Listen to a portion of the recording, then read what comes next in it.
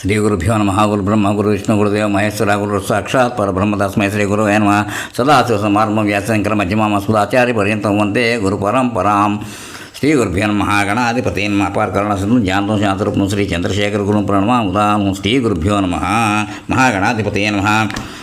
శ్రీ రామాయణ మహారహస్యదర్శిని శ్రీ మల్లా చంద్రశేఖర శ్రీ గారు రాసిన పుస్తకంలో చెప్పుకుంటున్నాం.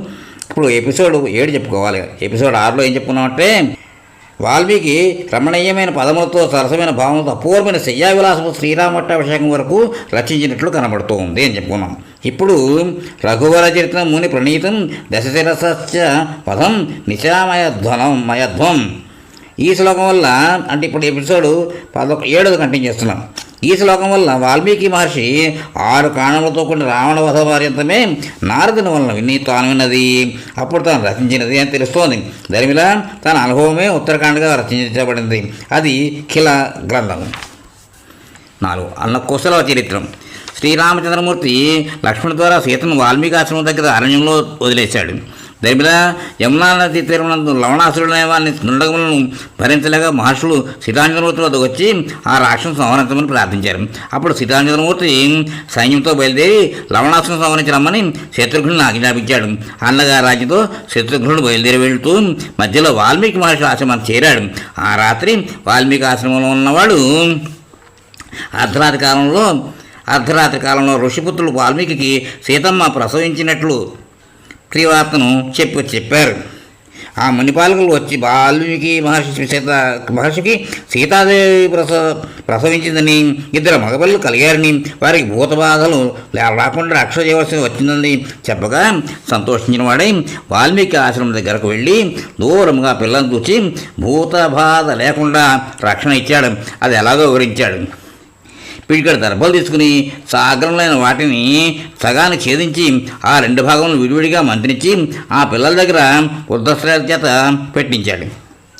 ఆ దర్భలను కుశలని పిలుస్తారు. ఛేదించిన కింద భాగము దర్భలను లవములని పిలుస్తారు. దర్భల అగ్రభాగమును పెట్టిన పిల్లవాడి పేరు కుశుడని, లవముల చేత రక్షణ పొందినవాడు లవుడని ఆ ఇద్దరికి వాల్మీకి మహర్షి పేర్లను నిర్ణయించాడు. శ్రీరామపత్ని అయిన సీతకు కవల పిల్లలు పుట్టారని, సుఖప్రసవమని, మహాతేజశాలని వాల్మీకి ఆశ్రమం ముందున్న వారందరూ అమితానందమును పొందారు. పెద్దవాడు కుశుడు, చిన్నవాడు లవుడు. ఈ విధంగా అసలు కథ వాల్మీకి రామాయణంలో ఉత్తరాఖండలో స్పష్టంగా ఉండగా, లోకంలో ప్రసిద్ధిగా చెప్పుకునే ఒక అయోమయపు కథ ఉంది.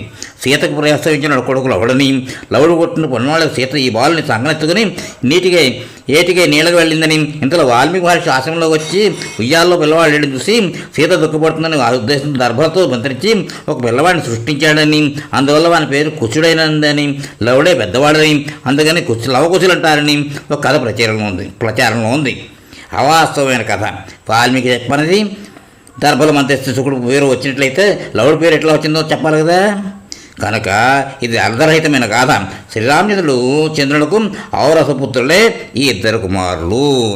ఈ కథ ఆనంద రామాయణంలో ఉన్నదని, ఆ గ్రంథం వాల్మీకి రచించాడని ఒక ప్రతీతి ఉన్నది. ఇక్కడ మనం కొద్దిగా విచారించవలసి ఉంది. ఆనంద రామాయణంలో ఇట్టి గాథలు కొన్ని ఉన్నాయి. వాస్తవానికి దూరంగా హేతువుకు అందకుండా ఉన్న కథలు ఉన్నాయి. పైగా ఈ కథలు వాల్మీకి రామాయణానికి విరుద్ధంగా కనబడుతున్నాయి. ఈ కథలన్నీ వాల్మీకి రచించాడని చెప్పడం పరస్పర విరుద్ధమైన ప్రసంగం. కనుక ఈ ఆనంద రామాయణ భాగము ప్రక్షిప్తమైన చాలామంది అభిప్రాయం. లేక కల్పాంతరాల గాథలుగానైనా దాన్ని ఆలోచించవచ్చునేమో. అంతేగాక ప్రకృత రామాయణ విరుద్ధాంశము ఇందులో కలిపి అన్వయించుట కుదరదు. శత్రుఘ్నుడు వెళ్ళి లవణాసుని సంహరించి శ్రీరామాజితో రాజ్యపాలన చేస్తూ ఉన్నాడు. ఇలా ఉండగా 12 సంవత్సరాలు జరిగాయి. 12 సంవత్సరంలో అగ్రజుని శ్రీరామచంద్ర ప్రభువును చూడాలనే కోరికతో తిరిగి బయలుదేరి వస్తూ మార్గమధ్యంలో వాల్మీకి మహర్షి ఆశ్రమానికి చేరి శత్రుఘ్నుడు వచ్చాడు. వాల్మీకి మహర్షి వందనం చేయగా వాల్మీకి మహర్షికి వందనం చేసిన తర్వాత ఆ రోజు అక్కడ నివసించమని కోరబడిన వాడే వాల్మీకి ఇచ్చిన ఆతిథ్యం స్వీకరించి వారిద్దరూ అనేక కథలు చెప్పుకున్నారు. లవణాసుని సంహరించిన శత్రుఘ్నుడి పరాక్రమాన్ని వాల్మీకి మహర్షి ప్రశంసించేశాడు. ఆతిథ్యం తీసుకుని విశ్రమిస్తున్న శత్రుఘ్నుడికి మధురమైన గానం వినిపించింది. పూర్వంలో జరిగిన శ్రీరామచరిత్రం కావ్యంగా కొత్తబడింది. కుశలవులు గానం చేస్తున్నారు. అది చూస్తుండగా విన్నాడు. అనగా అప్పటి కుశలవులకు 12 సంవత్సరాలు జరుగుతున్నవి. గర్భే కాదశేషు జలాజన్యం అన్న న్యాయాన్ని బట్టి వాల్మీకి చేత ఉపనయనం గావించబడ్డవారే వేదాంగాధ్యయనం చేసి మహర్షి వద్ద శ్రీమద్ రామాయణ కావ్యంను వారు అధ్యయనం చేశారు.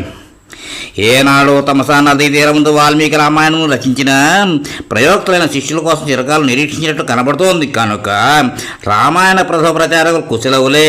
తంత్రి లయాలతో కూడినది, తాళభంగిములతో కనుక అనుకూలమైంది. ఉడకంఠ శిరస్థానంలో పుట్టి మంత్ర మధ్యమ తాళ భేదములతో ఉచ్చరించబడుతున్నది. చక్కని సంస్కార వాక్యాలతో ఉన్నది.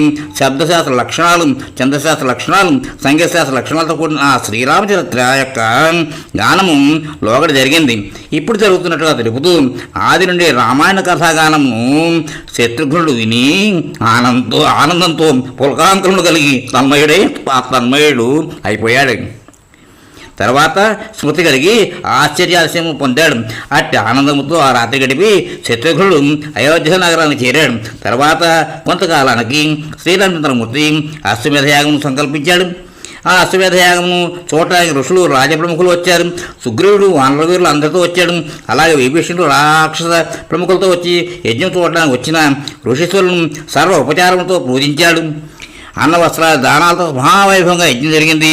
లక్ష్మణుడు వదిలిన గుర్రం యజ్ఞశాలకు చేరింది. వచ్చిన మహర్షులందరూ ఈ యజ్ఞములకు ఇంద్రయజ్ఞము కానీ సూర్య యమ ధర్మరాజుల యజ్ఞములు కానీ సాటి కావుని ప్రశంసించారు. ఆ మహత్తర అశ్వమేధ యాగానికి శిష్యులతో కూడి వాల్మీకి మహర్షి వచ్చాడు. ఆయనకు చాలామంది శిష్యులు ఉన్నారు. శిష్య పరివారంతో వచ్చిన వాల్మీకి యజ్ఞశాలకు దూరంగా పర్ణశాల నిర్మించుకున్నాడు. ఆ వాల్మీకి మహర్షి తనకు సన్నిహితులుగా ఉన్న కుశలవులను పిలిచి, మీరు యజ్ఞశాల దగ్గర, బ్రాహ్మణ నివాసముల దగ్గర, రాజమార్గముల దగ్గర, రాజ నివాసముల దగ్గర, శ్రీరామమూర్తి భవనముల దగ్గర, యజ్ఞకర్మ జరిగే చోట ఋత్వికుల సమీపంలో మీరు చదివిన రామాయణ కావ్యము గానం చేయండి. రసోత్తరమైన ఫలములను భక్షించి శ్రమ లేకుండా గానం చేయండి. యజ్ఞకర్మ ప్రసంగంలో ఋషుల యొక్క మధ్యలోనూ రామచంద్రుడు తానే చరిత్రను వినాలని ఆహ్వానిస్తే ఉత్సాహంగా గానం చేయండి అని చెప్పాడు. మీరు గానం చేసే రామాయణం అనేక శృత్యార్థ గాంభీర్యంతో ఉండాలి. రోజుకు 20 సరకులు గానం చేయాలి. ఏమాత్రము లోభాది గుణములు గానం నా చూపరాదు. కందమూల ఫలాలు భుజించు ఆశ్రమస్తులైన మనకు ధనముతో ఈ పనేమిటి? ఒకవేళ శ్రీరామచంద్రమూర్తి ఆదరంతో మీ వీరెవరి పిల్లలు అని అడిగితే వాల్మీకి శిష్యులు అని చెప్పండి అని చెప్పాడు. వత్సలారా, ఈ వినాయక తంత్రులు మధుర శబ్దములు కలిగి ఈ తంత్రులతో అపూర్వ స్వరదర్శనం కలిగేటట్లు మీరు పలికించాలి. షడ్జాది స్వరభేదాలు సిద్ధించి వీణాదన పెట్టిన తంత్రులు జరుపుకోవాలను. అక్కడ చక్కని నాదాన్ని పూరించి మీరు గాత్రంతో మధురం వెదజల్లవలను. సంక్షేప బాలరామాయణం దగ్గర నుండి శ్రీరామమూర్తి మీద భావములతో గానం చేయండి. రేపు ఉదయమే మీరు రామాయణ గానం మొదలు పెడవాలను అని వాల్మీకి మహర్షి కుశలవులను ఆదేశించాడు. ఆ తర్వాత కుశలవులు అశ్వమేధ యాగం మధ్యలో రామాయణ గానము చేశారు. ఇక్కడితో ఎపిసోడ్ విరామితం. కంటిన్యూ చేద్దాం. స్వస్తి.